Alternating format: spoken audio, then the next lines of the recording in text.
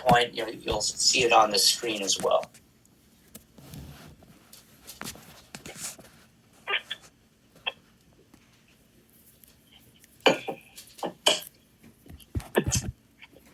Okay, so let's go to the next slide. So this is just a visual of showing you where we are in the process. So at the end of this year, we want to have a completed GSP. And as of now, in January, we're receiving comments on a couple of the sections, 1 through 4. And but in the same time period, we're going to be presenting a water budget and groundwater model, and then in the short term, the monitoring network. After those two, we'll be talking about sustainability management criteria, and I'm going to talk about those a little bit today. And then farther down the road, we'll talk about an implementation plan. So this just sort of, now we're getting into the final calendar year for this, because next January our GSP will be due. So this is just the same schedule, and but just detailing each section that make up the GSP. So in blue are the sections that have been posted for public comment. 5 and 6 are happening shortly, a little bit out of sequence. 6 will come first, and then the water budget / model will come next. And then after that, in a month or so, the 7 and 8. And then in April, the plan implementation. I'm going to touch on the plan implementation with respect to monitoring at the end of these slides. So monitoring networks. I think you all have received at least one email correspondence with some maps and questions about monitoring and monitoring within your GSA. So to just forgive me if I don't want to talk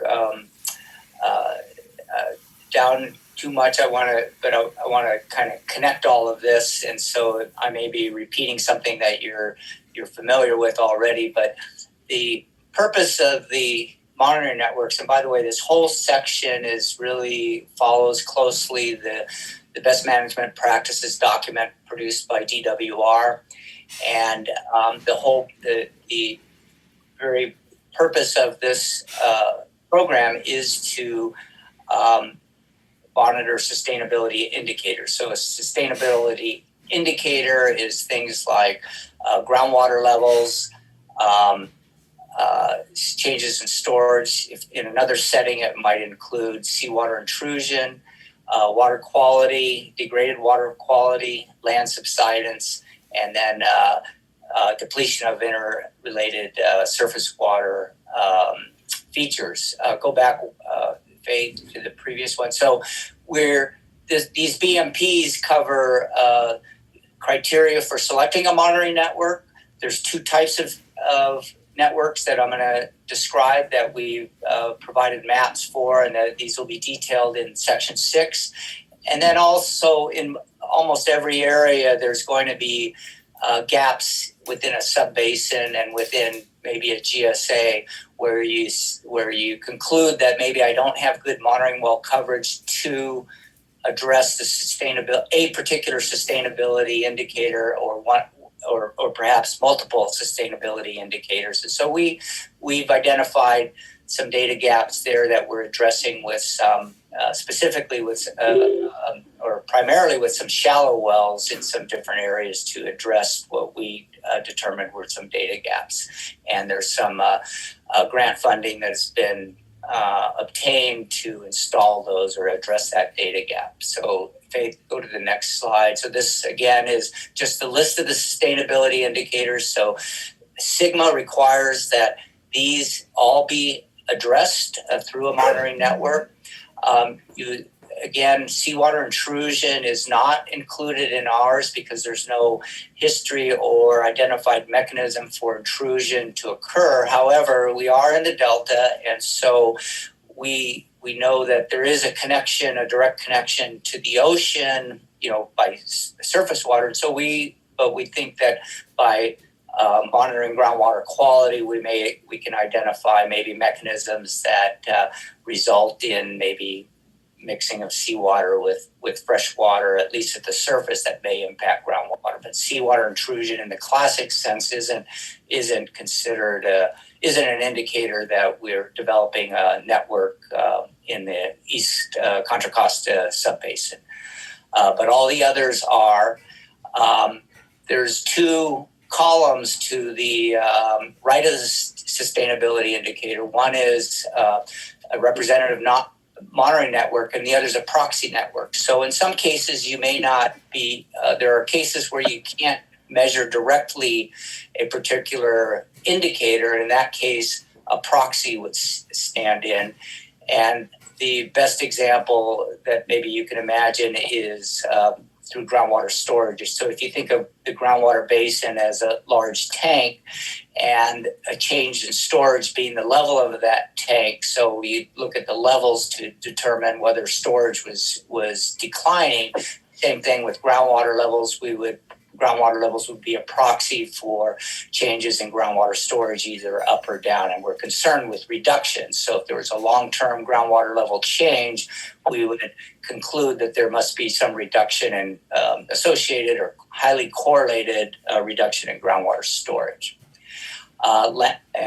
And groundwater levels will also be used as a proxy for land subsidence, which isn't a significant issue in our area, but we've included a monitoring point for that, and then certainly stream flow. So if we had shallow groundwater levels, for example, declining, we might infer that stream flow could be depleted in that locality.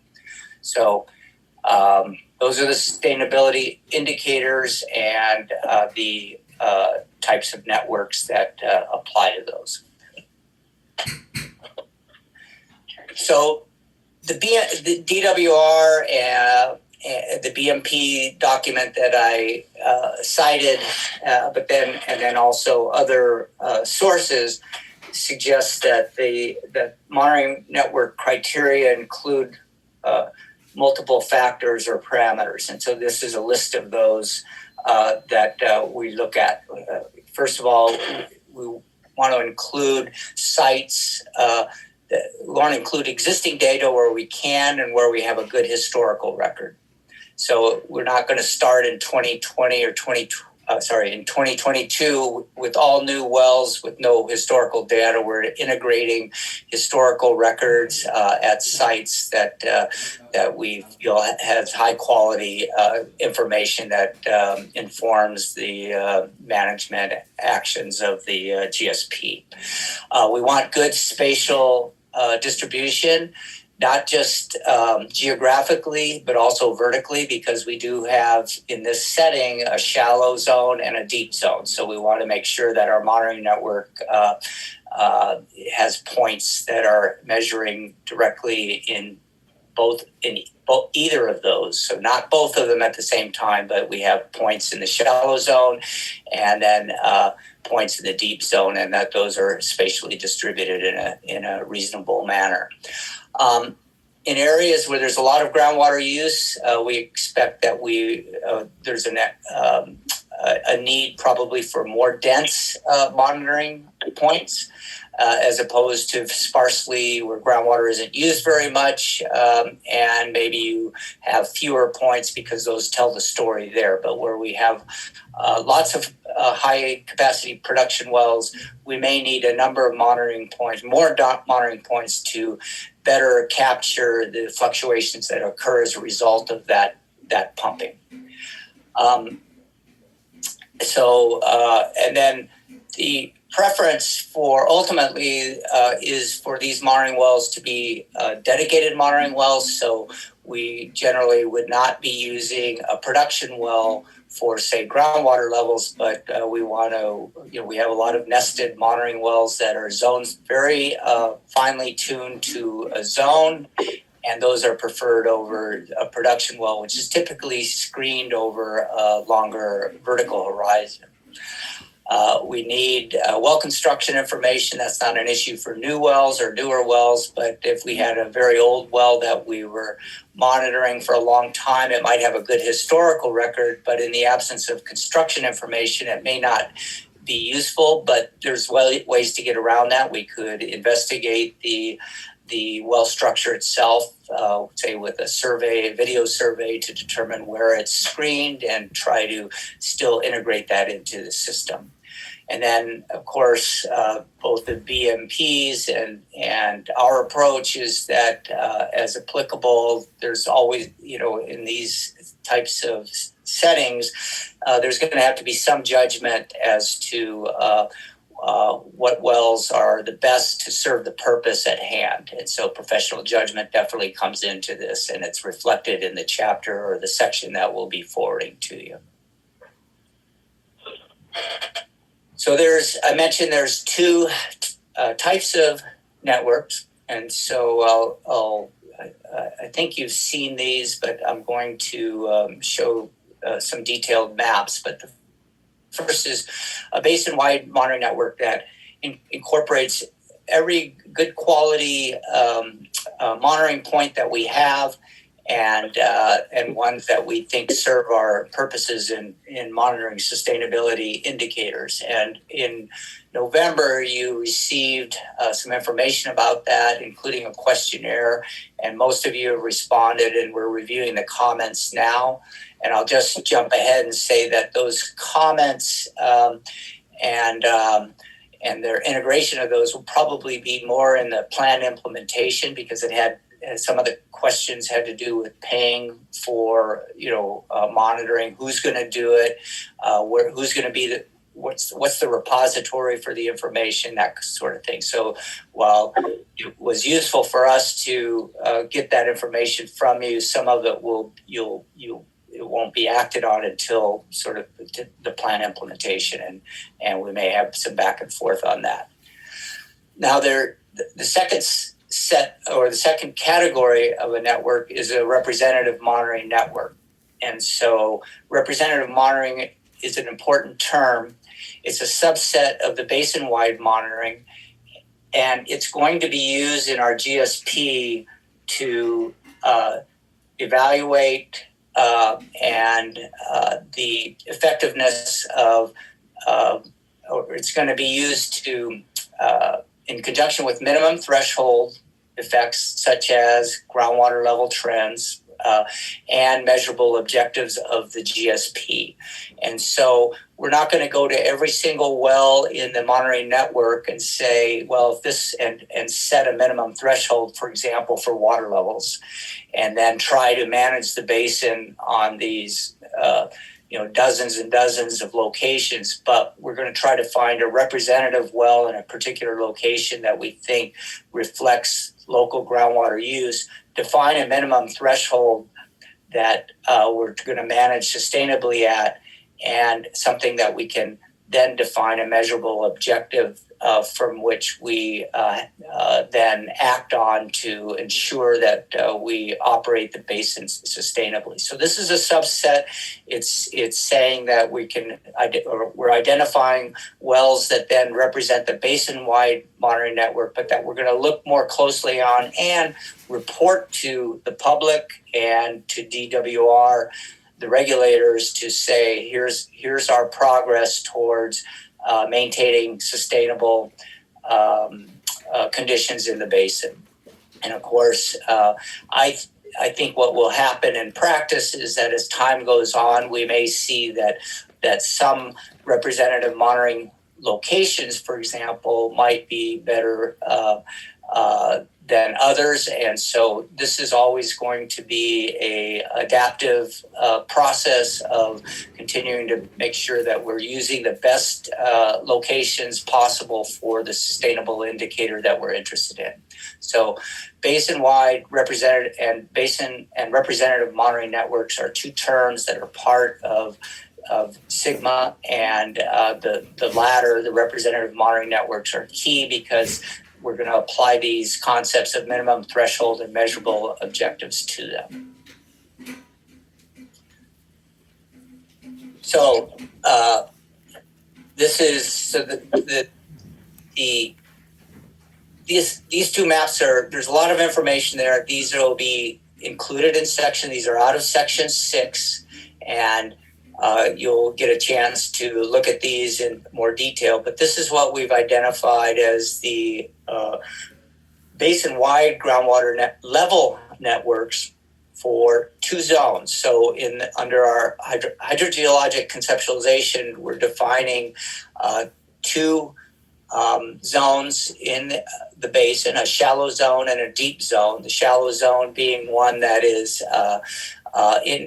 potentially connected to surface water, canals, streams, rivers, and then the deep zone where most of our large capacity supply wells, municipal pumping, ag pumping, those reflect that deeper zone where most of the production occurs.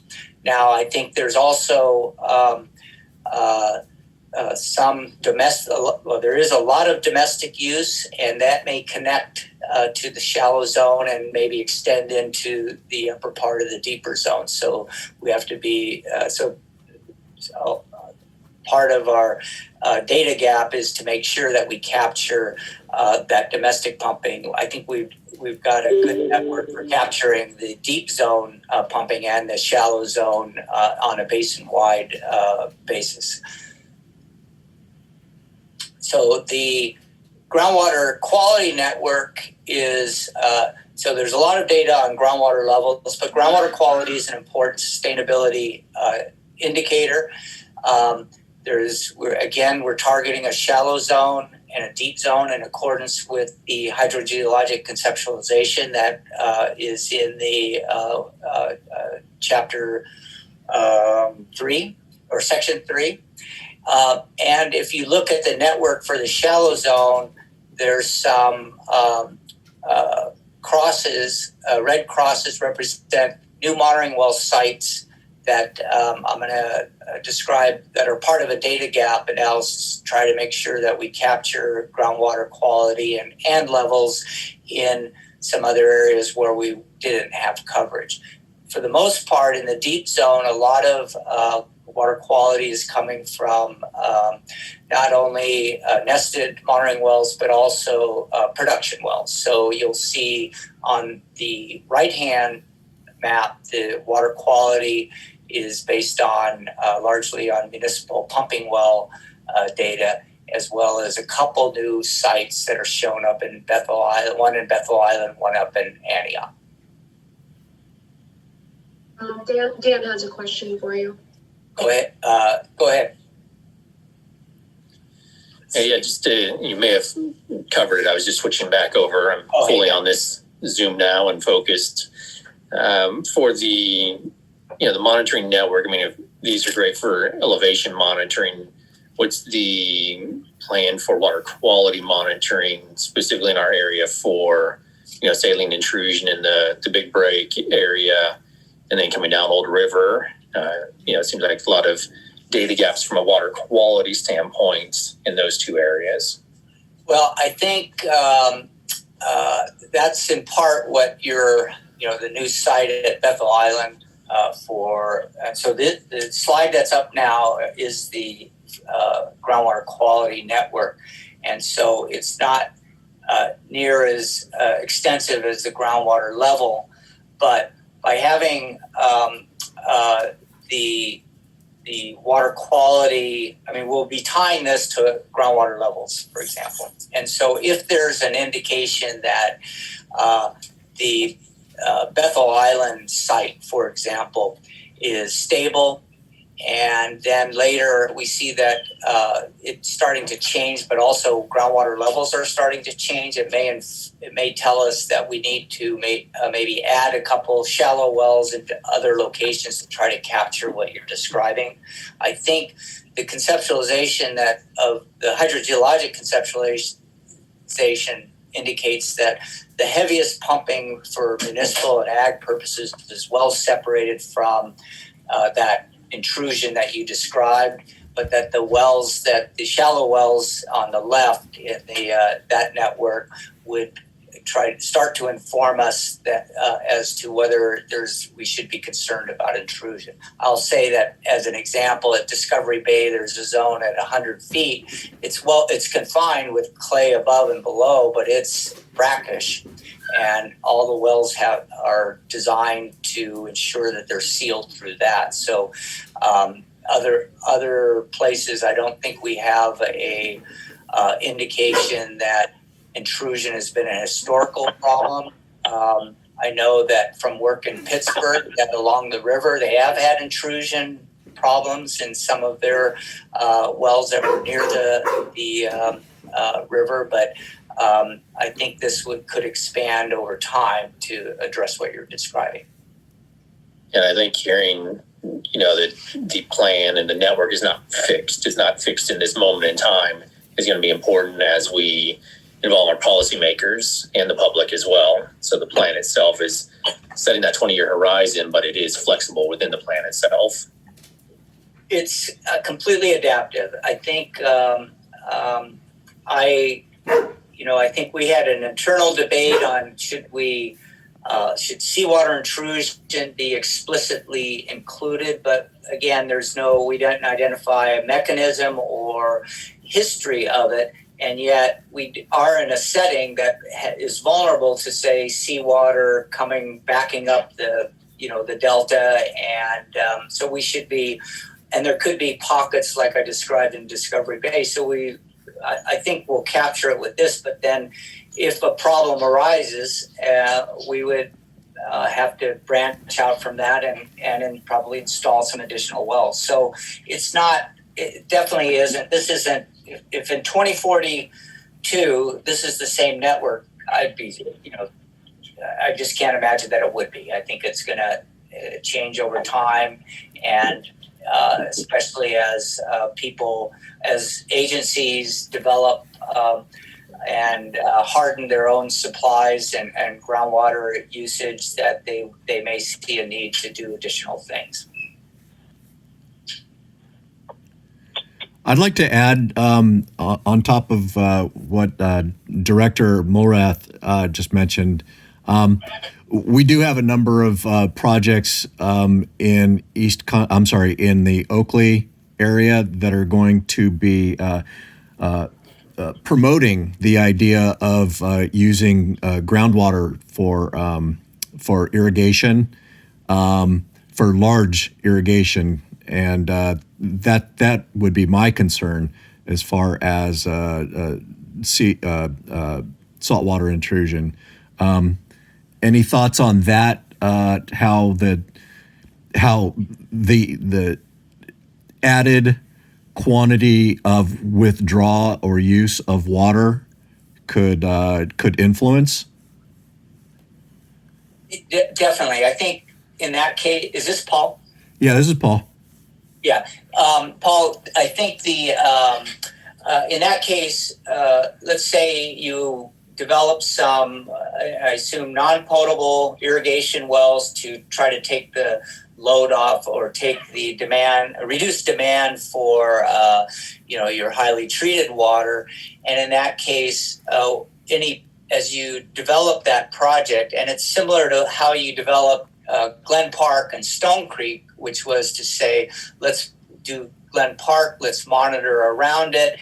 If it looks like impacts are as we thought, which were not extensive, then we could expand to Stone Creek, and the same thing. You would develop a conceptual project, and we'd identify, say, water quality as a potential concern, and then associated with your development, let's say you were going to put in a couple wells, you could opt at that point to say, we're going to really pay attention to water levels on maybe more than a semi-annual basis. Let's monitor them monthly to make sure that we're not inducing some new stress that is causing a declining trend in water levels, because that would be a proxy for potential groundwater degradation. First of all, we don't want to see it be reduced. We don't want to see downward trends from a storage standpoint, but groundwater quality could also it could also be a proxy for groundwater quality. So I would just say, as you develop that plan, assume that you're going to maybe initially more frequent water level monitoring to identify the extent of impacts. And then secondarily, if you think that, if we do see some, maybe we make a plan to install a shallow or an additional water quality measuring location or monitoring location. So does that make sense? Yeah, that makes sense. And I think Dan generally knows where I go with these things. But let's say, for instance, we increase the use of water within Oakley, but we're getting further measurable degradation on Bethel Island. So how is that? And then Bethel Island is not really within our particular GSA. So yeah, I'm thinking in terms of policy for upcoming developments and how we might be able to use it, and so that we can be more successful in being proactive in protecting the water as it is now. So just my thoughts. Yeah, no, I think it's you have to think that as you expand. And so one of the things that you'll be producing on an annual basis is sort of the state of the basin, right? You'll look at production, you'll identify any changes due to, say, a project like you're describing, and maybe other people are too, and some discussion or comment on the status. So initially, maybe it's year one of your project, and maybe you're at 50% of your capacity, and the monitoring indicates no changes in water levels, not only locally but also at Bethel Island. Then the idea would be we sort of would continue to expand on the basis that we're monitoring enough things or enough parameters to indicate to us that we're staying within our sustainable yields. So on the other hand, if say you pump and no changes in groundwater levels occur at Bethel Island, but their water quality degrades, then that tells you I need to go to Bethel Island and see what's going on there. So in part, a lot of times when you develop or create a project, the monitoring helps you understand your project, but then also eliminates that as a possible cause if you see some adverse thing happening in another location. So it's always, it's good planning to incorporate, sort of how you think this will evolve, or how the impacts may or may expand, and can I capture those through my existing monitoring network that we have. Quick question, Tom. So I think Paul kind of hit that one on the head with how we're looking at it, kind of taking it to be on our current MOU that we have with each member agency here for, creating the GSP. It almost feels like we're going to need an MOU once the GSP is done that's going to help facilitate the interbasin or inter GSA coordination down the road to address these issues that may happen. I'll make us the villain. Let's say we just punched 20 production wells, and now Brentwood or Discovery Bay is starting to get water quality issues. We need a formal mechanism to work this out other than the courts. For sure. And I think that's what and that's the purpose of the GSP, is to have sufficient, and this section is to have sufficient monitoring so we can identify those types of impacts. But you raised a point that I think we haven't really gotten to in this basin, and that's why we're a medium priority basin, is that the basin isn't stressed. The different agencies that are using groundwater haven't impacted each other adversely. But going forward, if DWD decides, hey, we're going to save money and just put a ton of wells in, and to our benefit, and then we start to see some changes around us, then the purpose of the GSP is to highlight those, to bring those to everybody's attention, and then within the GSP, we have some, through, say, the sustainability indicators. If we see groundwater level trends start to dive and we relate it to your pumping, then there'd have to be a sort of a cease and desist within the GSP. That you've now exceeded a sustainable yield, and you guys are going to have to make an adjustment. So how do you do that? You don't want to have to get into a situation where you're suing each other, and the whole purpose of a GSP is to make sure everybody's on the same page with the information and the state of the basin. It's not going to happen overnight, but you raise a good point, and that's that adverse things could happen with further development, but we want to be in a good position to identify the exact cause and the magnitude. So if you start pumping at a certain level, is it that level that's what level could would be sustainable? So you've exceeded the indicator. Now do you have to ramp back 25%, and then we watch it there. But I think I'll just ask Vicki, do you have a additional comment about I think this comes under sort of the parts of the plan that identifies how these organizations get together and regulate themselves, right?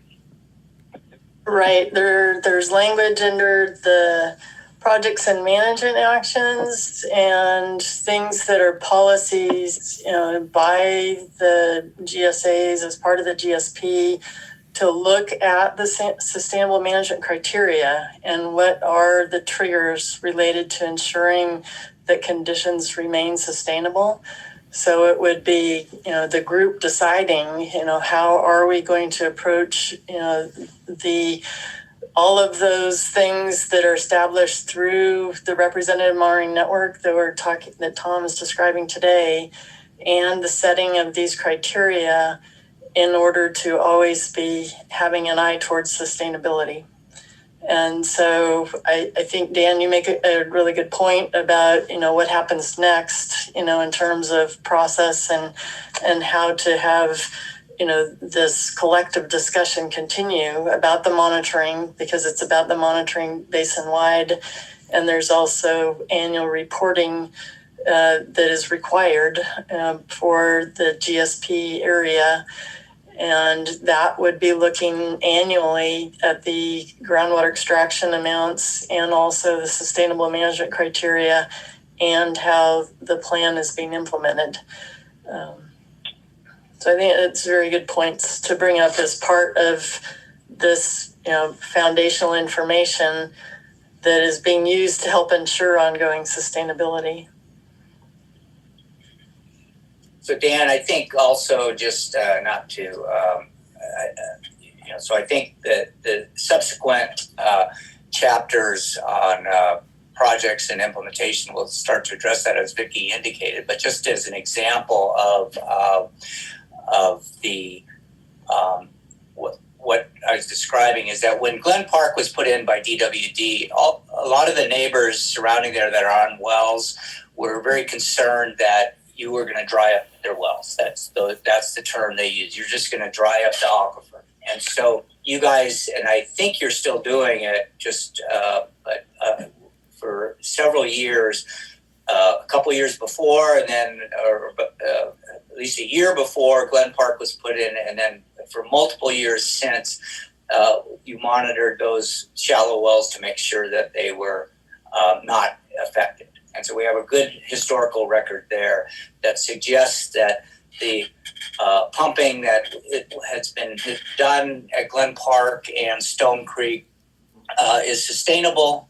That level is sustainable, that you could actually probably expand it. There doesn't seem to be a direct connection between those shallow groundwater users and the pumping that you're doing. Again, the deep zone is well confined in your area. And so I think as you develop these projects, you're going to be well informed with this basin setting that's informed by your own information and developed for your groundwater utilization project. There is, as you go out, if some of the areas are out towards Big Break, there may be more we need to learn. And so that'll be on you to sort of fill in those gaps, I think, for those types of projects. But the implementation of plans and implementation or expansion of groundwater usage should, as part of this, you can have, and the others can have impact after others hearing you say you're going to start to ramp up use. I'm just being somewhat facetious, but let's say you've shown your hand that you're going to start using more groundwater. As a participant in this GSP, I might say, hey, as part of any new projects, we want to make sure that as needed, this monitoring program expands to address exactly what you're calling for. And if Brentwood was going to do the same thing, you might be saying, hey, we want to make sure this GSP has those kind of safeguards. So you'll have the opportunity in the plan implementation and projects description to address those, both from other people looking at you as your potential usage and vice versa. You might want to protect yourself from some other entity doing something similar or that results in more stress on the system.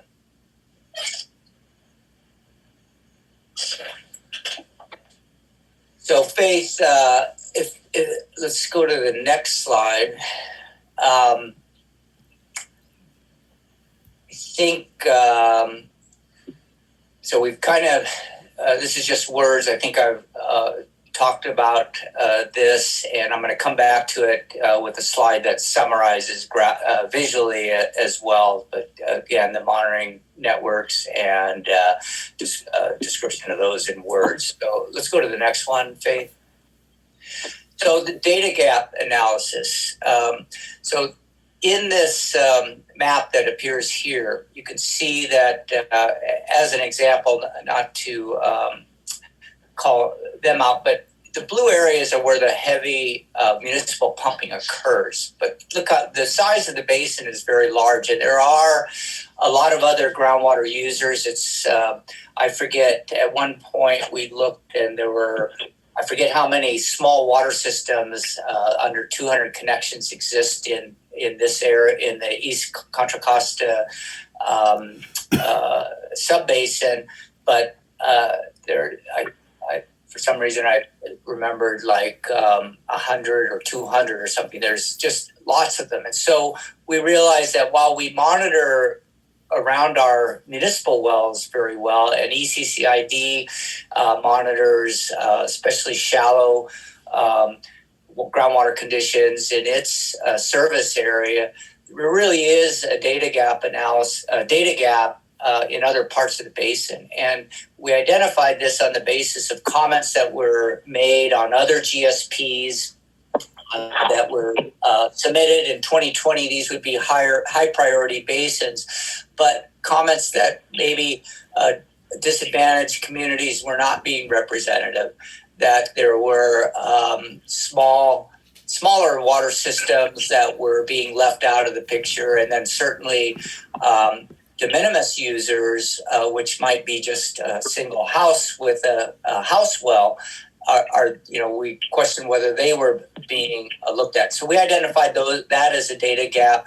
I think that's the subject of a grant that, in part, Dan, goes to the shallow well installation at Bethel, or the monitoring well at Bethel Island, to kind of start to get something up there. And while one well doesn't cover the entire area, it is small in terms of overall population relative to other areas, and it may inform a decision later on to expand that if problems arise. So the data gap analysis mainly looked at some of these items that are highlighted on this slide and the basis for getting some new monitoring wells under grant funding. So Faith, let's go to the next slide. And this is just and this appears in section 6, and it's a detail of the parameters associated with these new installations. And you can see that they're circled on the map to give you an idea of where they are. And there's text in the section that goes along with this, so we'll be asking you to look at that and comment on that aspect of the program. So data gap analysis, by the way, again, is a requirement under SGMA, under the monitoring. So this isn't something that we created. It is a required under the regulations. Let's go to the next one, Faith. So I just, so while that's a preview of the section that you'll receive next week, this is a preview. I just wanted to tie together the monitoring and show you where this is going to go. So go to the next slide, Faith. As we go forward, you guys as GSAs will identify for each sustainability indicator what an undesirable result is, and a minimum threshold and measurable objective. So these are terms that are part of SGMA. They're important terms, and I'm sure you've heard them multiple times, but this will be coming following this monitoring network. But the monitoring network is informed by the idea that we're going to capture any undesirable results if they occur, that at some point we're going to quantify where things become a problem, which is a minimum threshold, and the measurable objective is to say this is what we're targeting to maintain sustainable operations or sustainable management of the basin. And so it's a quantification of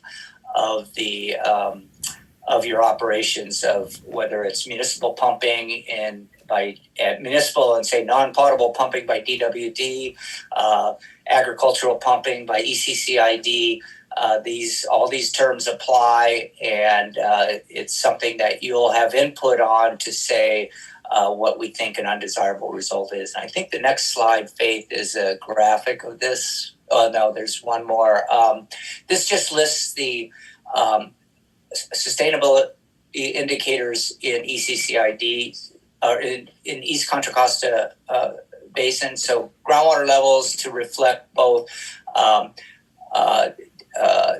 downward trends that are associated with depletion of storage or supply, and groundwater quality would be unmitigated degradation that affects both your uses, but also maybe other users that aren't representative by a GSA, or that aren't in this working group. Subsidence has not historically been a problem, but we will continue to monitor it by virtue of our there is an existing subsidence station in the area, and then surface water connections. So those are the undesirable results we're focusing on. So I think the next slide is the graphic.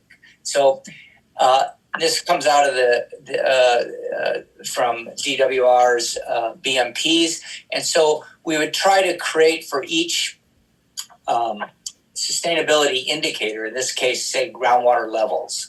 And this is this slide shows from on the time scale declining levels over time, and then you can see the adoption of a GSP, and then some minimum threshold determined or defined as that would be a specific water level above which we want to manage conditions, and that if it goes below that, there has to be some action. So if again, not to use Dan's hypothetical, if DWD or another agency developed a project that resulted in, say, water levels dropping below some threshold that's determined by you guys, then some action would have to be taken to restore the conditions above that minimum threshold. And then once we reach sustainable conditions, so that's indicated on the far right where you've hit a measurable objective, you actually have then some operating margin above the minimum threshold. And so over time, it's, we would expect that maybe in drought or as opposed, and then with intervening wet periods, you may fluctuate within that margin, but that we've identified some threshold below which, if water levels fell, there'd be some an undesirable result. That undesirable result might be, in terms of groundwater levels, might be a case where it adversely affects multiple agencies in terms of their ability to extract groundwater to meet their historic demands, for example. And so that would be maybe tied to storage and the available supply. So we'll work with you to describe the kinds of things that that you should be concerned with, and then as a group you'll need to decide, okay, what do we think the minimum threshold should be? And this may be different at each representative monitoring point. So for example, up towards Antioch, the minimum threshold may be something different than it is in Brentwood, which is in the heart of, say, where there's both ag users and more than one municipal pumping user occurring at that location. So these minimum thresholds would be assigned to or designated for each representative location, not the basin-wide network. So that's the tie-in I wanted to give you between the representative network, which is a subset of all these wells that we have in the basin that we're monitoring, and then ultimately going to the representative wells and saying, okay, what are we going to look for? What are we targeting as far as margin of operating margin as we go forward? So I think there's one more slide, Faith, and this was you received an email that had these items on it, and I wanted to just clarify that the section you'll receive next week isn't going to address all of these. This is that email is sort of give us a heads up on what people are thinking in terms of your desire to monitor your own wells, and where do we see potential gaps in an ability to do that? Would you hire outside parties like consultants to monitor wells? How do you pay for it? These are all things that I think go under plan implementation. But it's as you read this chapter when you receive it, and this might be something we bring again up next week, we can talk about how to best to integrate that amongst all the GSAs. So all the GSAs will have some monitoring in their areas, some more than others, and we'll just work through that. And that was the purpose of the November email, is to start to get feedback from you as far as where you see that going. So that's what I had planned. I'll pause briefly to see if I can go back over anything, and then I want to get to Bill Brewster to see about any DWR updates. But is there anything that I can answer or revisit on this little presentation, this little view on Section 6?